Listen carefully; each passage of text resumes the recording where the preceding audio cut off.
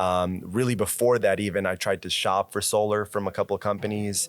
I found that I was not really enjoying what kind of the customer service experience that I was getting. What are some of the other things that you think have been keys to having a successful solar contracting business? Unfortunately, the failure rate for solar contractors is very, very high, and there's a number of reasons that they fail. But you have solar customers going out getting a dozen quotes. 7 of them are companies that popped up yesterday. When you jump into an industry just to make a quick buck, you're going to make it fast and you're going to lose it even faster.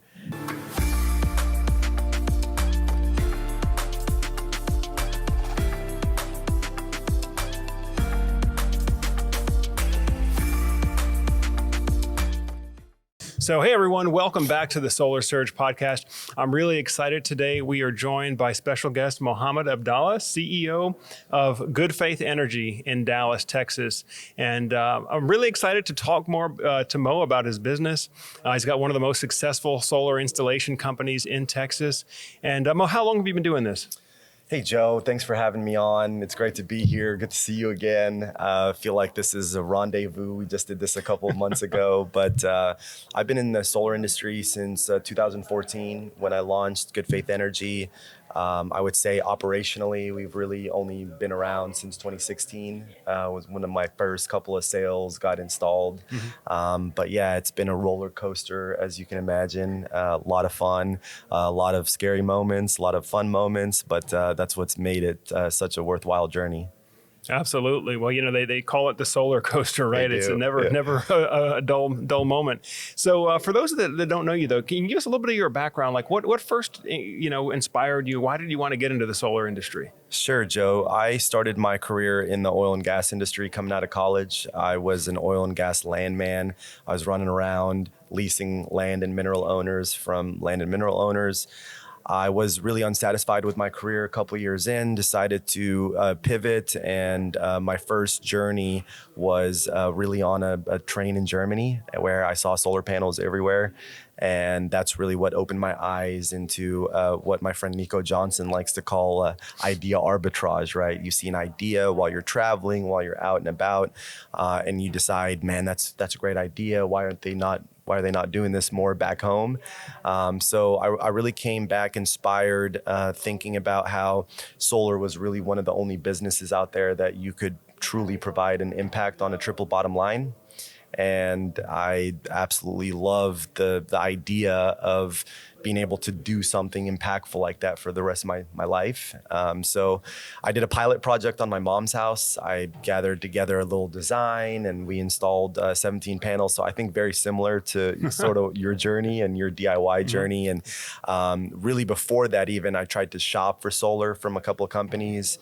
I found that I was not really enjoying what kind of the customer service experience that I was getting, and decided that, hey, I think it's probably worthwhile to start a solar company that's focused on customer service. Yeah. I mean, so as a guy that started out in oil and gas, I guess a lot of people might think, well, if you're for oil and gas, you got to be against solar. What was that like, leaving that energy world and coming into the renewable? Great question. I think there's so many oil and gas professionals that they don't even they're not even aware that alternative energy like solar and batteries and wind is exist, and there's actually really good career opportunities inside of them. And I've been a very pragmatic individual when it comes to our energy mix. We need hydrocarbons as we stand today, but we also need to accelerate a transition to the technologies that you and I are putting out in the world every day. And I just knew that my skill set was better served in an industry that, 20, 30, 40 years from now, I'd be able to look back on and say, man, I had a way bigger impact. I probably made better money in because it was a growth industry and I wasn't, having this schizophrenic relationship of, oil's on the rise, oil's on the bust. It's just very volatile industry. And it's also so tied into all of these geopolitical factors that none of us have any control over. Obviously, solar is a little volatile in different ways, but I think that it's in this, it's in this position where there's a huge, we're in this hockey stick, we're in the huge growth industry. And I wanted to be in an industry that was growing, that was impactful, where I could create jobs for people, and also go to sleep at night feeling like I've done something better in the world. Absolutely, absolutely. No, you're right, and I'm glad that you raised that point too, because I mean the problem with oil is that nations fight over it, Yeah. right? And so it's about power and control, a lot of it, and unfortunately a lot of people suffer, during those conflicts. So solar is one of those things that it's here for everybody, right? It kind of shines equally on the entire planet, and we can turn that into usable, functional energy. We talk about equity in energy world, and this is the purest example of it. Solar should be, available to all. And, even when you look at, countries right now that have no power, African nations, Asian nations, other areas around the world, they're going to leapfrog this centralized development, right? And they're going to go straight to, little microgrids all over the place. And that's going to serve them so much better than our grid is serving us, in my opinion, long term. Yeah, I mean, you already see it in Africa with other things like telecommunications. I have a lot of family in West Africa, and when I go over there, one of the amazing things to see is they went from no telecommunications to everybody having high-speed internet and cell phones. And almost just in a period of maybe 5 to 10 years. And so it's very interesting to see. I guess a similar thing can happen with energy and access to energy. But now your business, let's talk about a little bit more. So you have a solar installation company, Good Faith Energy. You're headquartered in Dallas, Texas area. Correct. I guess first of all, why Dallas? Why did you see that was the best place for you? Dallas is definitely not the easiest place to start a solar energy company, but I will say that so it's my hometown. I grew up in Plano. I moved back to Plano after my short career in oil and gas. I have a super supportive family, and they really encouraged me to build and embrace my entrepreneurial nature. So I've always been super entrepreneurial, but Dallas really was the home, because I thought to myself, listen, if I can make a solar company work in Dallas, Texas, I could probably make it work anywhere in the country. It's a very low cost of power state, right? At the time I started solar, people are paying 7-8 cents a kilowatt hour. People are not necessarily, green leaning or thinking about the environment in Texas. It's been predominantly, dominated by oil and gas, the oil and gas industry and professionals in general. So I thought to myself, if I can make this work here, it can work anywhere. And we just built the company super organically, one project at a time, one happy customer at a time. Truly an incredible success story in my own world. I sit down sometimes and reflect on just being that young entrepreneur at 24, 25, wanting to sell one solar system to a customer. And now looking back, we have a fleet of over 1,500 solar systems, over 1,000 batteries that we've installed as a company. And we're really just doing it in a small pocket in North Texas mainly. We have done some jobs, throughout Central, South Texas. But the majority of, 90% of our work is in North Texas. And we wanted to model after a company in California, actually, that was just hyper localized and did a really good job and had an amazing, reputation within its community and was giving back to its community a lot. And that's how they built such a sustainable business. And I feel like that, that we're on the same course. Yeah, well, let's talk more about that, because as you know, a lot of companies, they get into solar, they think it's a gold rush. They think there's so much money and profit to be made. And, unfortunately, the failure rate for solar contractors is very, very high. And there's a number of reasons that they fail. What do you think are some of the keys to success? Now, you mentioned kind of starting locally and focusing on that first before you focus on growth and expansion. But what are some of the other things that you think have been keys to having a successful solar contracting business? Oh, man, this is a deep one, Joe. There's so many things, one, I think you have to have a vision that's very clear, and you have to stay, true to that vision. You can't drift, every other day, get sidetracked, get, distracted by all of the noise that's just getting thrown at you. Another thing is culture, having a, great culture with strong core values that trickle down into the people that you end up recruiting and hiring. A lot of people talk about culture, but if you walk into an organization, you're going to sense whether they have, an approachable work culture, a safe work culture where you feel like people are truly a work family. And so I think that that's been a key part for growing the business, because as you know, finding people that have experience and are professional and to the standards that you and I are seeking is very difficult to find in I would say any industry, but even more so this one because it's less mature.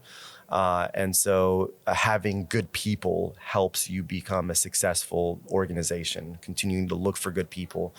I also think, just the doubling down on customer experience, all the decisions we made, include, questioning ourselves around, like, is this in the best interest of our client base?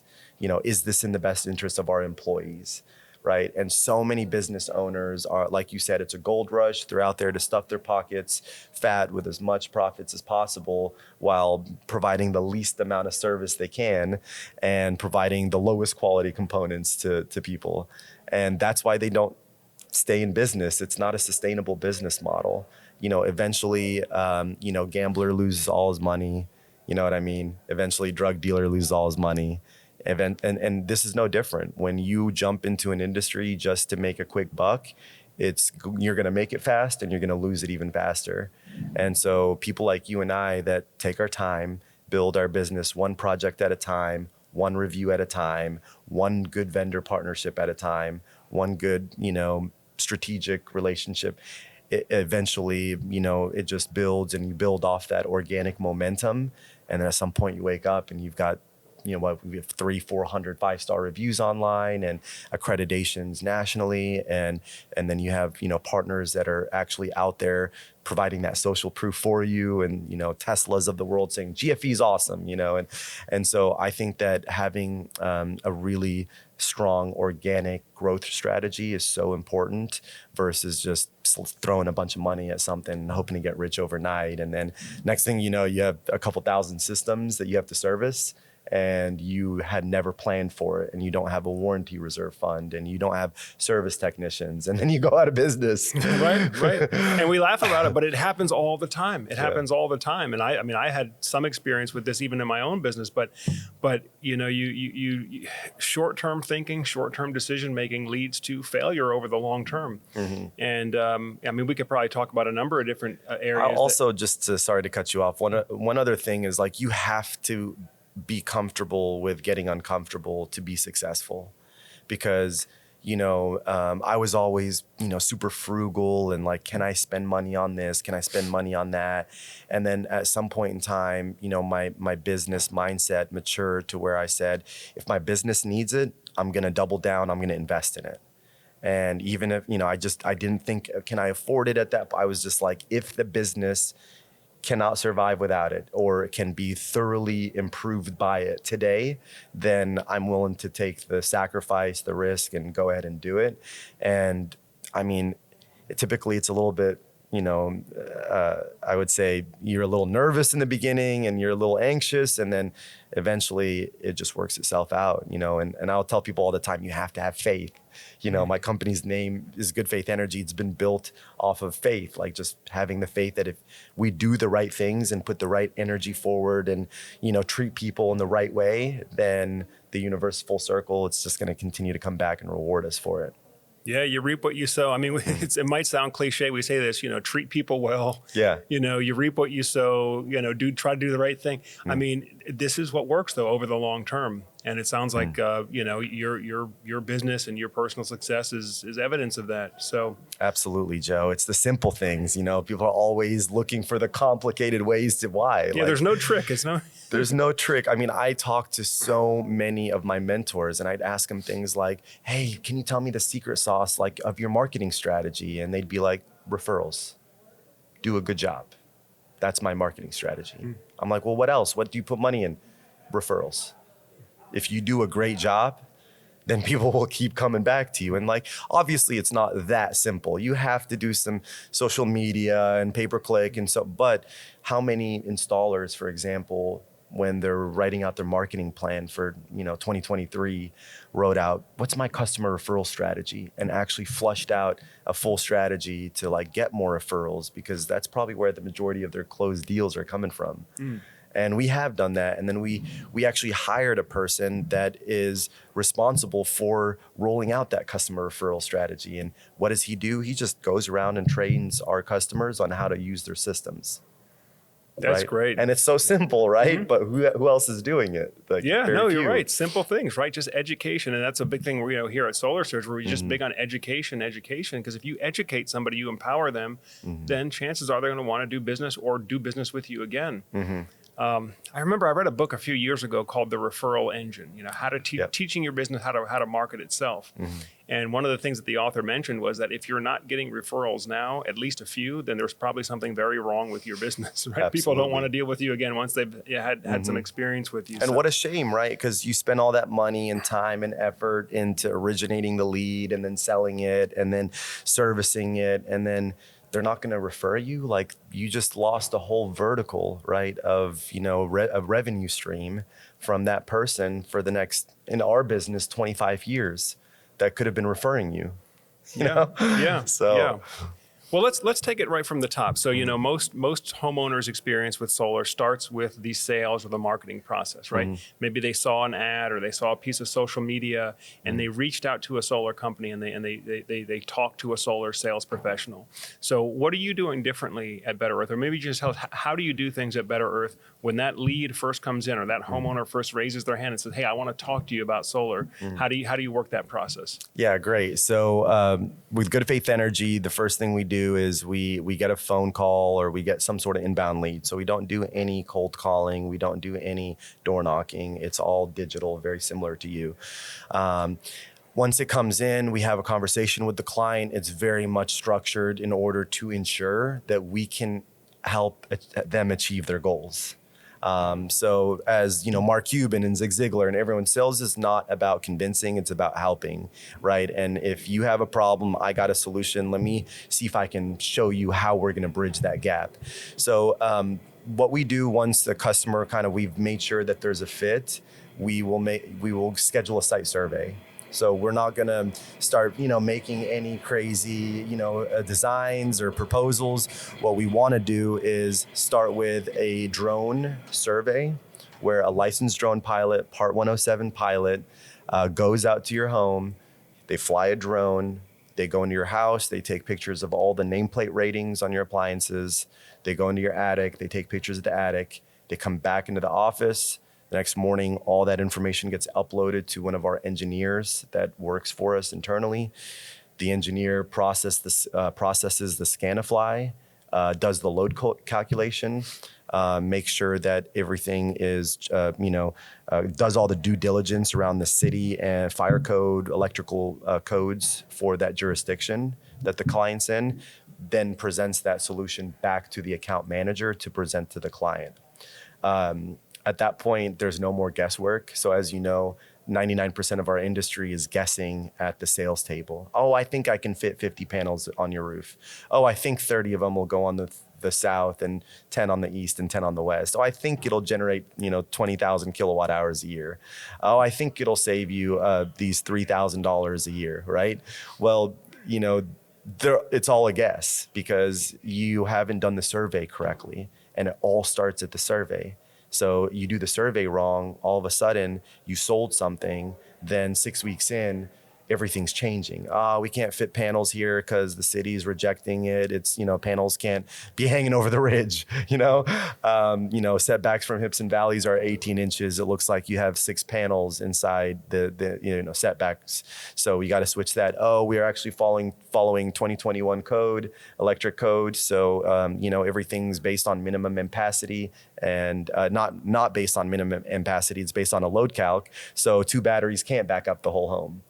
And then you're just working backwards or the customer's backed into a corner and now the production's different, the savings are different, everything's different. So you basically, if you set yourself up for success with a good survey and a clean sale, then you're going to have that customer ready to refer you on the back end. Even if there's hiccups along the way, which there's always are, right? There's always is hiccups on the back end. If, the survey was done right and they got what they bought, they're going to be happy.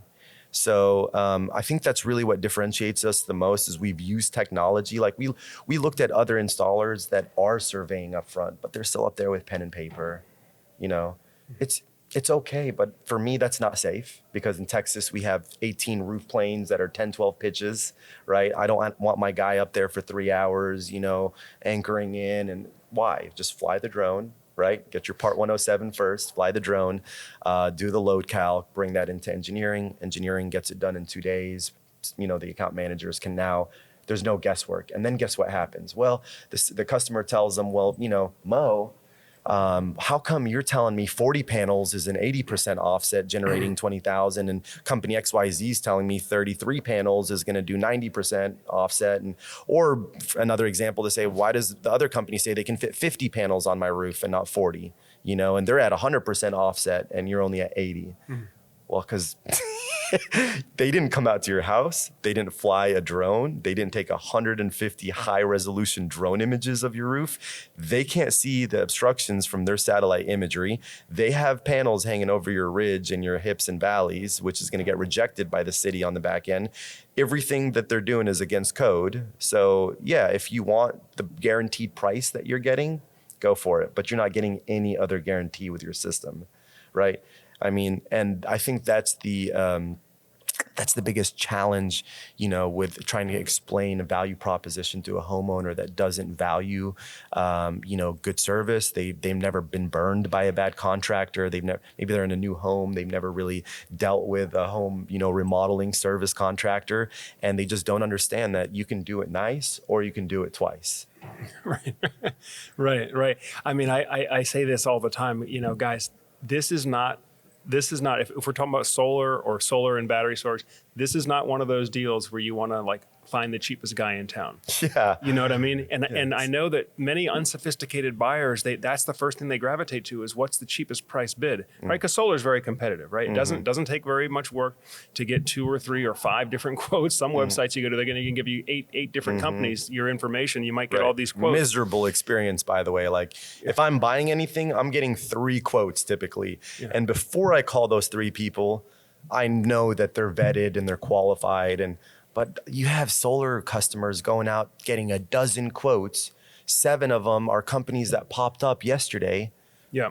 Now, I know I'm going to offend some people out here, but when you focus in on price as your primary issue, that to me is the sign of an unsophisticated buyer. Because what happens is they get bombarded with too much information. They don't know how to make sense of it. So they focus on the one thing that they understand. Oh, dollars or dollars per watt. I can understand that. Let me just go and shop on that.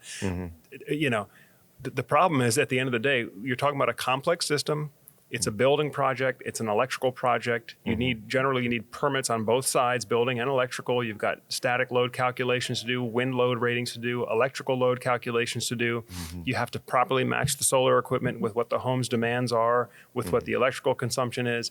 And so I guess really at the end of the day, if you're a homeowner out there, you got to ask yourself, who do I really trust to get this right?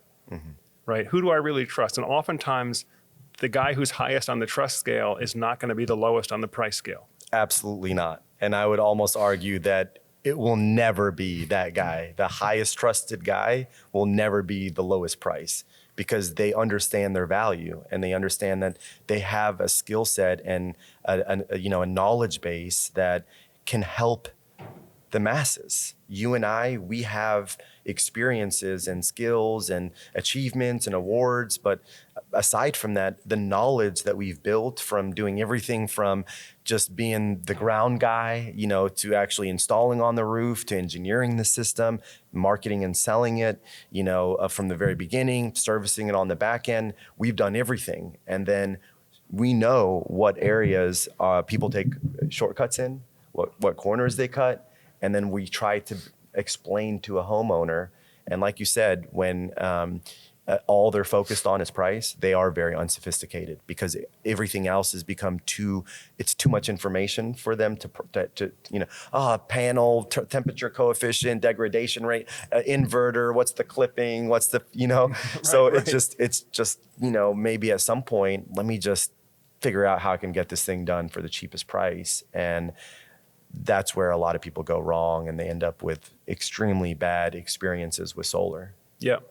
No, I hear it all the time. Now, I know the Solar Surge audience is going to be much better educated than most homeowners out there that are in solar. So, no offense intended, guys, but if you're shopping on price, start, at least get a couple of other things, into the discussion, whether it's just customer service or just the feeling that you get when you talk to the representative. Does this guy really sound like he knows what he's talking about? Or does he sound like he's just kind of reading off the script? Because that's the other thing is, with our industry, there are so many uneducated or I say miseducated salespeople have gotten into our industry, again, with this gold rush mentality.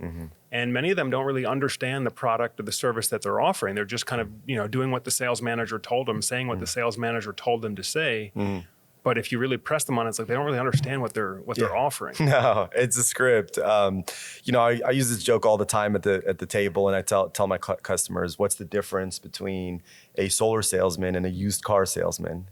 And they'll ask me what? And I'll say, well, the used car salesman knows he's lying to you, right? So the solar guy is telling you, you're going to save 100% on your bill, and you're going to get a check back in the mail from the government, for your taxes. And next thing you know, he hasn't checked the net metering policy, doesn't know that you're getting credited at a wholesale rate, not a retail rate. Maybe the true up period is monthly. You can't roll credits over.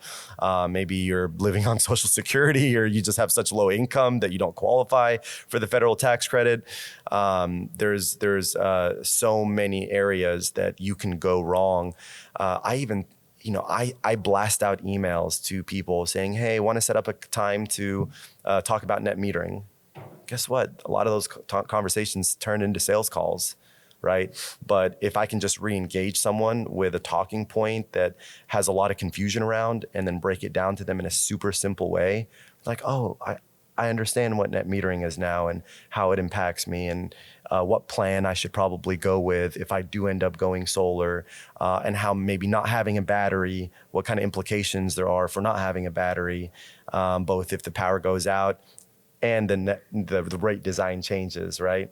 So you have to lead with education. And matter of fact, if you don't, you're going to lose that trust. And that person's going to go to someone else that gives them an answer that they feel comfortable, and it's not just some, scripted robotic answer.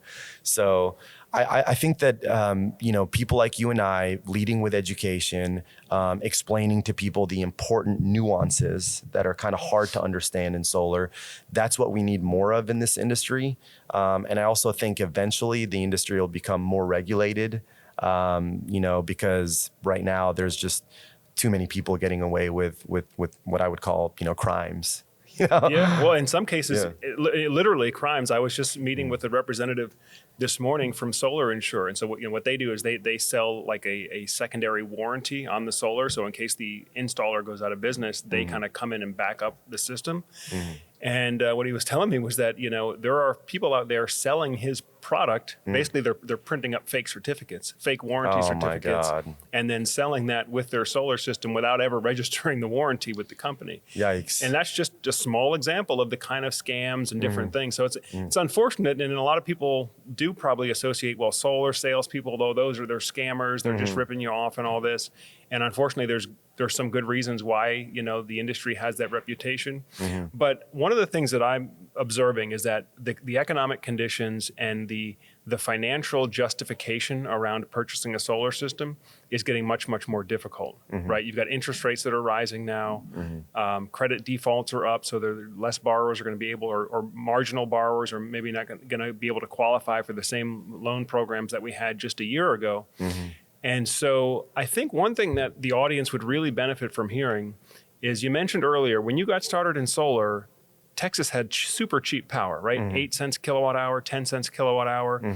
And so what you had to do during the sales and the education process, right, you must have had to discuss something besides just net metering, bill savings, and sticking it to the power company. There must have been something more that you were able to offer or to convey to the homeowner. And now, if you're a solar sales professional in California, you better listen up, because this whole idea of selling how much money you're going to save by just switching to solar with 100% financing, all that is kind of out the window now. Now you got costs coming up. You got to have battery storage in a lot of cases to get a full offset. So what would you say to a sales professional who maybe was trained under one of those systems where it was like, oh yeah, just sell them on the chart, sell them on, they have to stick it to the power company. What would you say to that person? Maybe give them some advice. I think first and foremost, as a sales professional, your job is to understand how to build as much value with whoever you're, trying to do a transaction with, whether they see the value in your education, in your knowledge, in your relatability, in your likability,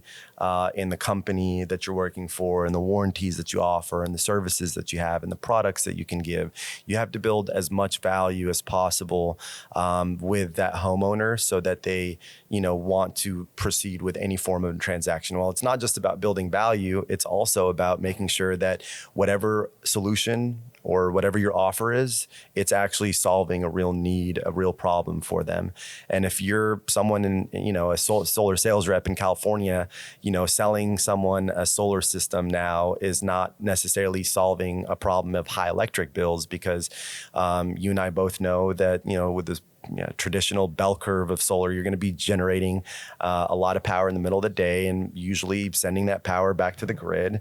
And now in California, you're getting credited 7 or 8 cents a kilowatt hour for that, kilowatt hour. And then you're getting charged when you import it back 35 to 40 cents.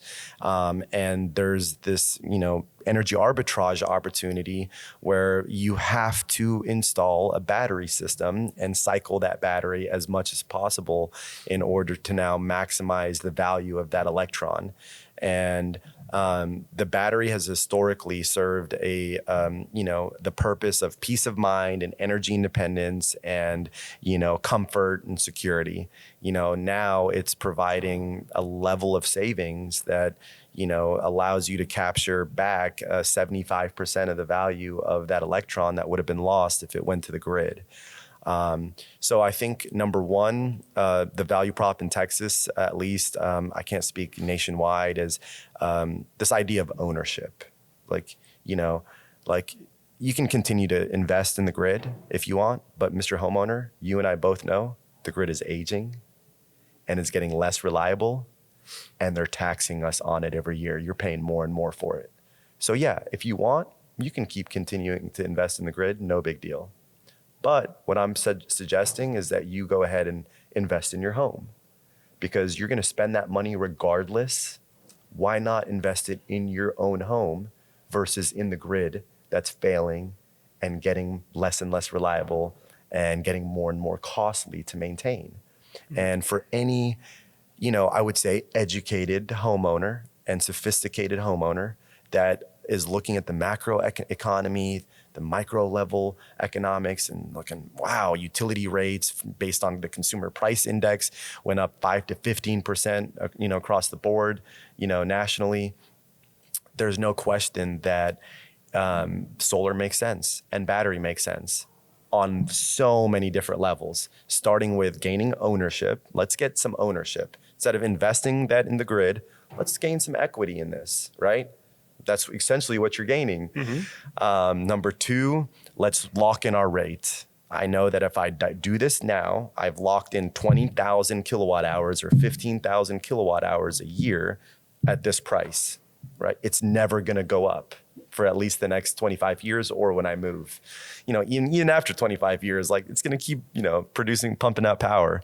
Number three, how can I take advantage of some of the tax credits and the incentives that are available to me to make sure that I get the best, return on investment? Because yeah, it's important. I'm an investor too, right? And I get it. but I didn't go into solar with unrealistic expectations like certain homeowners.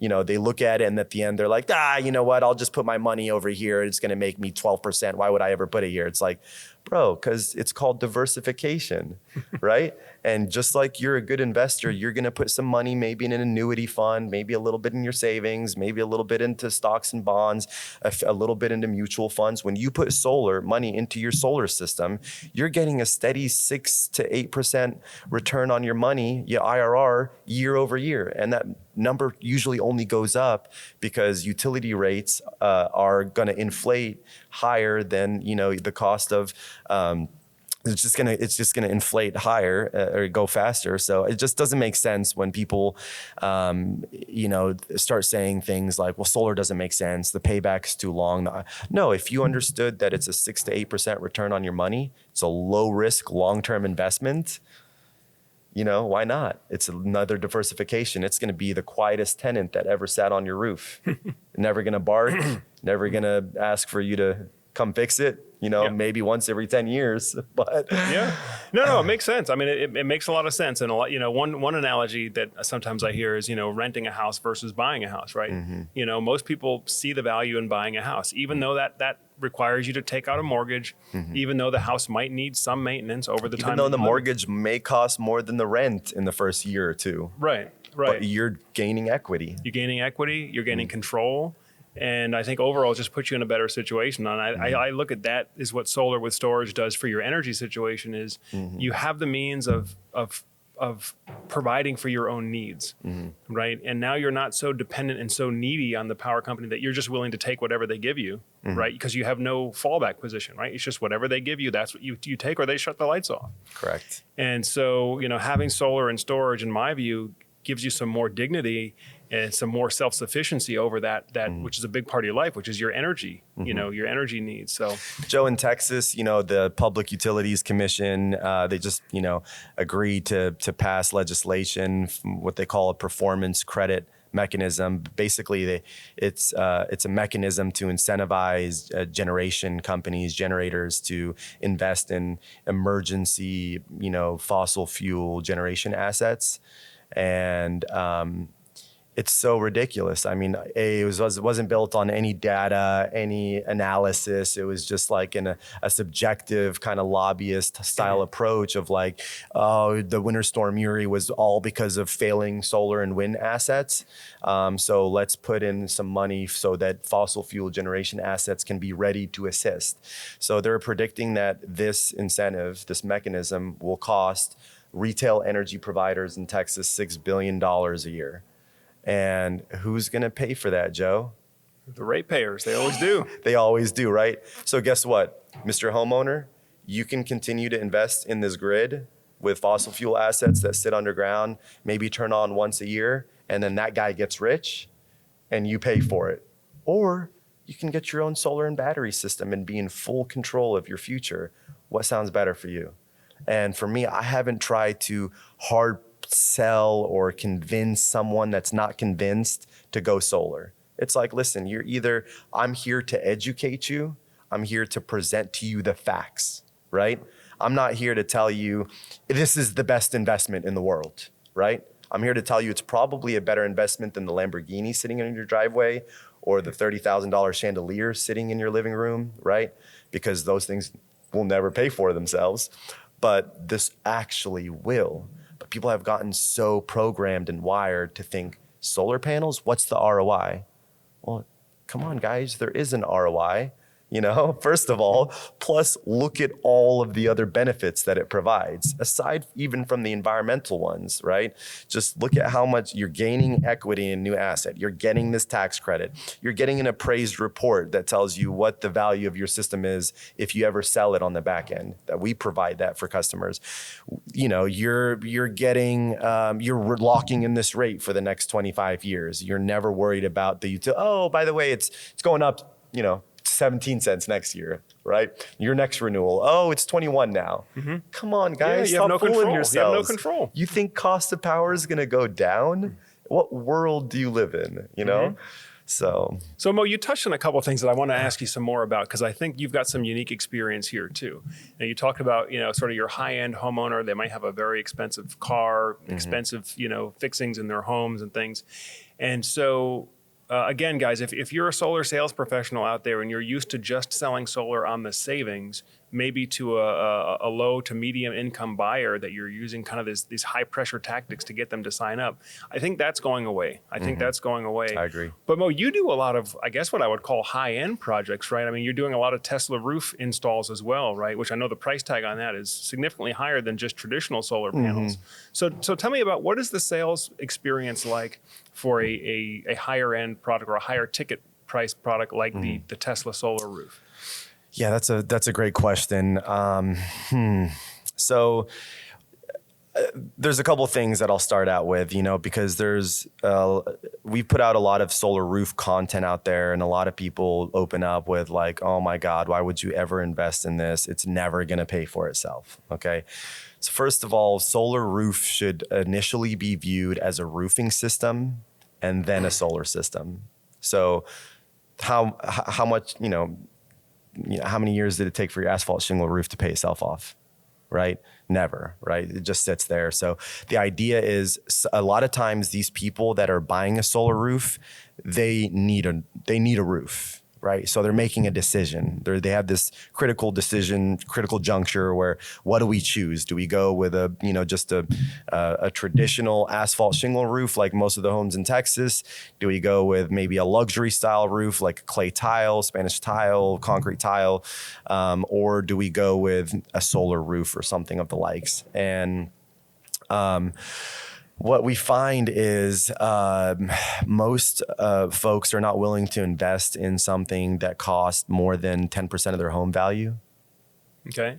So that's one of the big lessons I've learned is, like, let's say it's $1 million home and I'm trying to sell them a $200,000 solar roof. It's probably not going to happen, right? Because even after the tax credit, it's like maybe sitting at 15% of their home value. But if they have a $5 million home and they invest in a $500,000 solar roof, then at that point, it doesn't really seem all that bad, because A, they're seeing some scarcity value and some equity value in being like 0.00001% of the world that's got a solar roof. And if there's two $7 million homes getting sold, and one's got a solar roof and one doesn't, and one's got 10 power walls and the other doesn't, I'm thinking the one that's got the solar technology on it's going to get sold quicker, right? Sure. So the sales process is long with higher end homeowners, right? It's hard typically to get their attention, then nail them down for a time, right? To get with them and go over everything. Then to work through the negotiations, right? Whatever negotiating provisions they want changed or modified. Then also making extremely sure that all the expectations are set very clear for them. Because higher risk, higher reward, or higher reward and high risk, however you want to put it. They have lawyers, is what he's saying. Yeah, I mean, they have a lot of lawyers typically. And then on the back end, it's a challenge, to continue to satisfy their expectations. I would say we do a great job because we're very patient. I also have a customer service ethos that says, the worse you treat me, the better I'm going to treat you back. And the reason why is because I believe the universe is full circle. So if you treat me like crap and I come back and say, you know what, no problem, I'll take care of it, whatever you need me to do. If you think that I chewed through the wire, I'll go ahead and fix it, no big deal. And I know that, a week later, you're going to probably have a hailstorm and need a full re-roof and need all your solar panels detached and reinstalled. And I'm going to be the one back out there doing it. And so I've always kind of kept the mindset that, like, someone that's upset, like, let's fix it. If there's a way to fix it. Some people you can't satisfy, right? But the majority of people, I'd like to think you can, and they just want to be heard usually. Like, this is what happened to me, and I'm like, I'm sorry, let me make it up to you. Does this or this work? You give them choices. Well, actually, I was thinking that. Okay, well, you know what? You get it, right? I've had homeowners ask for 10% back on their project on a $100,000 deal. and we've been like, oh, 10 grand, here you go. Why? Because it's not worth it. What's going to end up happening is I'm going to sit there and argue back and forth, and me and my master electrician are going to have 6 meetings about this one customer. We've already burned 10 grand, right? Right. So, yeah, those are very important, for those bigger clients, making sure that, and it's not just your big clients, it's all of them. Anyone you decide to take on as a client, you got to treat with respect, and you got to go above and beyond and make sure they're satisfied with you when your work is done. But with the bigger projects, it's a lot more challenging typically to appease those folks and keep them happy throughout the course of the journey. And granted, it's also because typically those project delivery cycles are a lot longer. Right? There's a lot very complex, 50 kW, 8 power walls, 3 spans, Right. There's a lot going on there. And a lot of our jobs are monstrous electrical jobs, but I think all business comes down to is clear communication, good expectation setting. So if I tell you before the sale, hey, listen, Mr. Homeowner, I'm going to build a microgrid for you. I'm going to develop one. And after it's installed, typically there's a 30 to 45 days worth of commissioning and debugging, and you're going to be annoyed with us just a little bit, maybe a little bit frustrated, but that's normal. Why? Because I just put a power plant on your home, and not just one that just shoots everything back to the grid, not a dumb one, right? One that can intelligently manage everything going on the way you want it. But that's going to come with a little bit of debugging and commissioning. And usually people are willing to accept that on the back end, right? If you've told them up front versus on the back, oh, I bought this $100,000 and it doesn't even, no, sir, this is normal, right? Yep. So maybe sometimes, a hard conversation on the front end saves you a lot more conflict and I heartache on love the way you phrase. I have a lot of hard conversations with homeowners on the front end. They don't even ask for the hard conversations, and I give them to them. Why? So that they don't, why didn't you tell me this, Mo? I don't want those. I want to sleep good at night, and I want to know that, I don't have someone that's chasing after me because they think I lied to them or that I'd rather you walk away from the sale than to land a bad sale that's just going to ruin my life. Right. Yeah, no, I hear you, man. I hear you. And this is great. Again, if you're a sales professional out there, I hope you're listening to this because, again, some of these old and cheap, outdated tactics, high pressure tactics, a lot of that stuff's going away. That's not going to cut it anymore. These are, tried and true business principles. It's not a get rich quick. This is, for the long haul. This is a marathon. And I'm really proud of the work that you've done and what you've achieved with your company. So tell us, because I know we're kind of running out of time here a little bit, but what's next for Good Faith Energy? Where do you want to go from here? Oh, man, that's a fantastic question. I think we've done a great job, with becoming a household name in DFW. We're definitely not one yet, but we're fighting every day. We want to expand into Austin. I think we have plans to do that later this year. I think that the industry is sort of consolidating, Joe. There's a lot of M&A activity.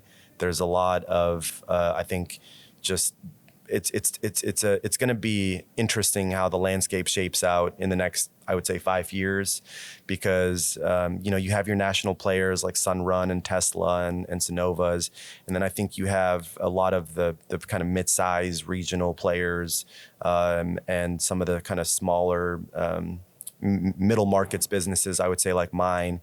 But there's a ton of M&A activity. I think that those roll-ups will eventually lead into people with better negotiating power for product. It's going to solve the finance crisis that we're in, solar loans. And I'm really excited about what the future has in store for companies like mine and others that are either going to continue to operate independently or get swallowed up by some of these M&As with strategic partnerships that make sense for their customer base, for their employee base, right? I think that what GFE has in store is really continued growth. Like we've seen 30 to 40% growth year over the last couple of years. We've continued to hit our growth targets, but more importantly, we've maintained a 5-star rating. Maybe 4.9 now. We've been in business for 10 years, and we just want to continue to provide an unparalleled, unmatched type of service for homeowners. And I think, we just moved into a new headquarters, much bigger facility. So excited about that for the year. I think solar roof, the year of the boom is going to happen this year. The last couple of years have just been us trying to figure it out and get, our feet wet, but we have about 40 projects under our belt now. So we're super excited about, making it really work out and growing that roofing division this year. I'm excited about the attachment rates for storage. There's a lot of interest, I would say, by developers in Texas in getting solar and batteries spec'd for every home going in. So, just before this phone call, I had a call with, this developer group and actually an integrator that, we're meeting for maybe the third or fourth time to figure out how to get, solar on every home in a 6,000 home development in North Texas. And I think that those conversations are going to happen more and more. And it's because the economy has shifted. Builders have to find a way to make money. And less people in the market may be buying homes. Rates are high. Right? It's forcing their hand finally, and it's working in our favor. People that like you and I that have the social proof, have a following, have the people trust us, right? And now people are coming to us saying, hey, I need to figure out how to squeeze this whole solar thing. I don't understand anything. Everyone I talk to is all over the place, right? Yep. So it's hard to get a good resource and a good source of information from someone. And you and I, we've touched almost every aspect of the industry, as far as at least on a residential scale, load management, solar, battery. That's another thing I tell, solar sales reps in California, right? Or wherever, like if you're not educated on batteries, if you're not educated on load management systems, then you're leaving so much opportunity, wasting so much opportunity, and you're losing it because, every one of our jobs effectively has a battery and a span or some sort of load management tied to it. So it's better. I have a review, Joe, that I would love to read to you after this podcast, but the guy literally 30 minutes ago said, the highlight of my $150,000 ground mount and 3 Tesla Powerwalls is my span. And blows my mind, right? The highlight. And then he said in the end of the review, anyone installing solar on their home, this should almost be a requirement to have one of these. And it just, it's just such a sunk opportunity, if you're not even offering it to your customer, because you're not educated on it. Yeah, no, 100%. In fact, maybe we can put that review up on the screen, editor, whenever we get to around all this, if you could put that review up on the screen for folks to take a look at. But no, that's absolutely right. Do your homework. Go look at the Solar Surge channel. We cover this category of product. And speaking of, because I know you're very active on social media as well, you had me on your podcast. Where can folks find you and follow you if they want to keep up with you on social? Definitely. YouTube.com/Good Faith Energy. That's our YouTube channel. We push out a lot of content, educational content similar to yours. We're still a beginner, we're toddler stage. But would love to have people following us. We're on podcast, Thinking Green with Mohammed Abdalla. Thank you again for being on that with me. It was a great dynamic conversation. I think a lot of value for people that are watching it on the web. Yeah, thanks again for having me. Really enjoyed that. Of course, man. On Instagram, Facebook, we're all on the usuals. So yeah, I would say, Solar Surge, that's your number one source for education. Good Faith Energy, that's your number 2 source. We're both, I think, pushing out very creative content with topics that are interesting to people. And I think we're also explaining complicated, I would say complicated terms or complicated, just nuances in the industry in simple ways. And I think that that's what ends up getting you, earning those relationships in the long run. Great. Yeah. Well, folks, Mohammed Abdalla, CEO of Good Faith Energy in Dallas, Texas. Mo, thank you so much for joining us. Yeah, man. Thanks for having me. Keep doing a great job, man. I love your channel. Thanks again. We'll see you soon. Absolutely.